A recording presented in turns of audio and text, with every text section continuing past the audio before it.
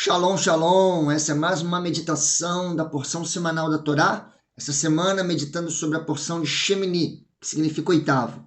Vai de Vaikra, Levítico, capítulo 9, verso 1, até Levítico, capítulo 11, verso 47.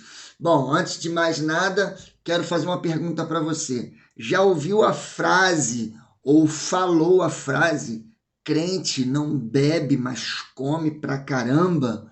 Pois é, sobre isso eu quero compartilhar com você hoje dentro dessa porção de Shemini. Mas antes de mais nada, você sabe, né? Tem aquelas treta toda aí, que é se inscrever se você não é inscrito, curtir, ativar a notificação, comentar e compartilhar com seus contatos.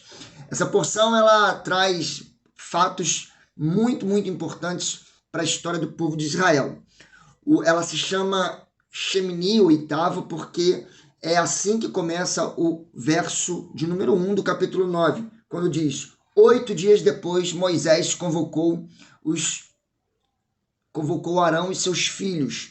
Então, aqui é a descrição da inauguração do Mishkan, do tabernáculo, dos sacrifícios. A gente sabe que Levítico é um livro que fala sobre ritos sacerdotais dentro do tabernáculo, do santuário. O oitavo dia, esse dia em que terminou-se, concluiu-se, e aí faz valer a regra de que 7 dias de criação e agora no oitavo começa algo novo, 7 dias construção do tabernáculo, oitavo rito, onde Deus revela a sua glória ali na inauguração, está descrito lá no capítulo 40 de Shemot, de Êxodo, tá? Mas vamos falar aqui do capítulo 9, capítulo 10, capítulo 11 e comentar eles para a gente entender o que Shemini nos ensina. E por que eu te fiz essa pergunta? Crente não bebe, mas come pra caramba, que é uma frase popular e comum em nosso meio. Bom, no capítulo 9 é praticamente a narração da glória, da cabalde que foi revelada lá na inauguração do tabernáculo. Essa glória, ela foi revelada através do fogo que Deus mandou do céu e consumiu, né, lambeu todo o holocausto. Isso era uma maneira de entender que Deus aceitou os sacrifícios, aceitou os holocaustos. E aí, essa glória revelada na tenda, esse fogo que se manifestou ali, seria o fogo para todos os ritos que seriam feitos dentro do Mishkan, do tabernáculo, seja do fogo do altar de sacrifício, que eu vou falar daqui a pouco, como também do mesmo fogo que se acendia menorás, como uma menorá que está aqui no meu canto aqui, né? Também o altar de incenso e por aí vai.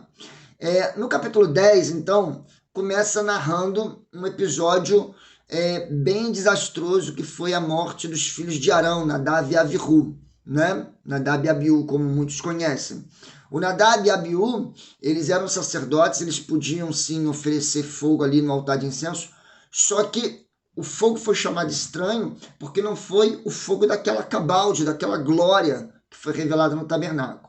É como se eles pegassem um isqueiro, né? O pastor Cirilo fala isso em uma das suas ministrações, fosse lá no altar de incensário e acendesse o fogo com isqueiro. Ou seja, era um fogo produzido por eles mesmos e não um fogo que foi produzido pelo Eterno com a sua glória. Porque haviam utensílios no Mishkan, no tabernáculo, que eram braseiros, que quando o tabernáculo se movia de um lugar para o outro dentro da peregrinação, eles pegavam e conservavam aquele fogo que veio do céu nesses braseiros. E aí, quando chegava de novo num novo local, eles sopravam e acendiam aquele mesmo fogo. E era o fogo que veio do céu, acendia-se a menorá, acendia-se o altar de incenso e era o mesmo fogo da inauguração do tabernáculo. O Nadab e Abiú, eles ignoraram esse fogo e produziram o próprio fogo para o altar de incenso. E aí Deus matou eles, né? E isso trouxe um luto. E aí vem regras do luto, que é interessante. Uma delas foi que o Eterno falou através de Moisés para eles que eles não deviam de rasgar as suas vestes.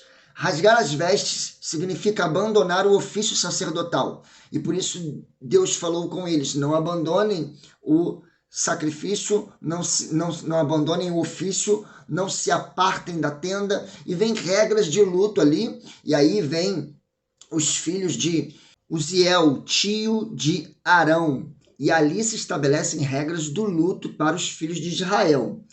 Aí chegamos no capítulo 11, onde vai se falar de regras alimentares. E aí fala-se dos animais puros e impuros para o consumo, isso para elevação.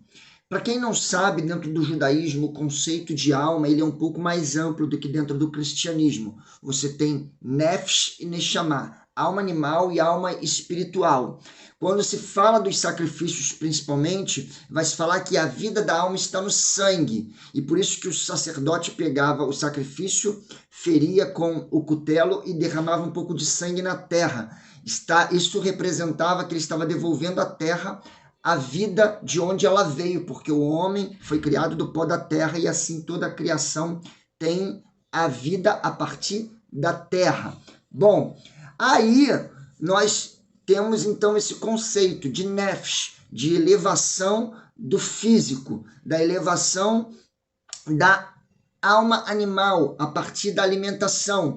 Tudo que comemos vira sangue para o corpo ser nutrido, e aí há coisas que não devem fazer parte do nosso sangue espiritual, no sentido de que a vida da alma está no sangue. Eu acho que dá para entender o resumo, tendo em vista que é um assunto um pouco mais amplo. E tudo que comemos altera nessa nossa alma animal, né? Então, por isso as regras alimentares, o que comer e o que não comer. E quando se fala de comida, hoje, dentro da perspectiva da fala do mundo da nutrição, né? Minha esposa mesmo estudando nutrição, tem muito essa coisa do você é um pouco do que você come, e nós devemos ter uma vida um pouco mais regrada, boa, para se alimentar, vigiar naquilo que produz mal para o nosso corpo físico, açúcar, gordura, sal e por aí vai. Alguns dias atrás, o pastor Leandro Oliveira, meu amigo e hoje pastor, pregou na Casa de Paternidade aqui em Resende um seguinte tema: cada um faz o que quer com o que Deus dá. E aí eu volto naquela pergunta lá do início. Você já deve ter ouvido a frase: crente não bebe, mas come pra caramba, ou até dito essa frase. Pois bem, cada um faz o que quer com aquilo que Deus dá. Ele pregou sobre as bodas de Caná da Galileia, quando Yeshua transforma a água em vinho. E é claro que Yeshua não queria que as pessoas se embriagassem, e esse não era o propósito, se embebedarem. Mas o texto vai dizer que houve homens que beberam demais, ficaram mesmo embriagados naquela festa quando citaram que aquele era o melhor vinho que eles tinham bebido. E aí, quando a gente vê as regras alimentares do capítulo 11 de Vaikra, de Levítico, na verdade, algumas delas surgem por conta do capítulo 10, da morte de Nadab e Abiú. Se você pegar lá no verso 8 do capítulo 10, você vai ver que vem as regras de que os Kohanim, os sacerdotes, não deviam ingerir bebida forte, o vinho, para entrar na tenda.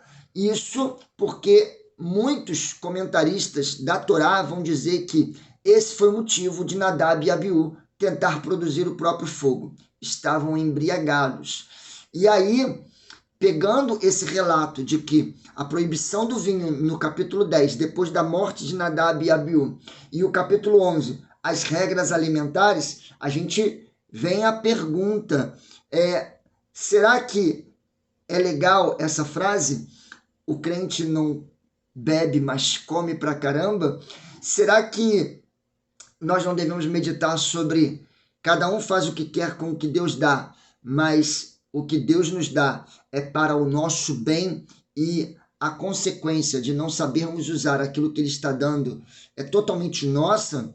Então, a porção de Shemini nos ensina a meditar sobre quem estamos nos tornando com aquilo que estamos comendo, bebendo e como estamos nos portando diante daquilo que Deus nos dá. Não vai adiantar a gente, depois de algumas consequências que tivermos diante das nossas escolhas, fazer aquilo que alguns sacerdotes fizeram na Bíblia, rasgar as vestes e querer abandonar o ofício. Shavuot Tov, que o Eterno te abençoe grandemente. Shalom, shalom, e lembre-se, cada um faz o que quer com aquilo que Deus dá.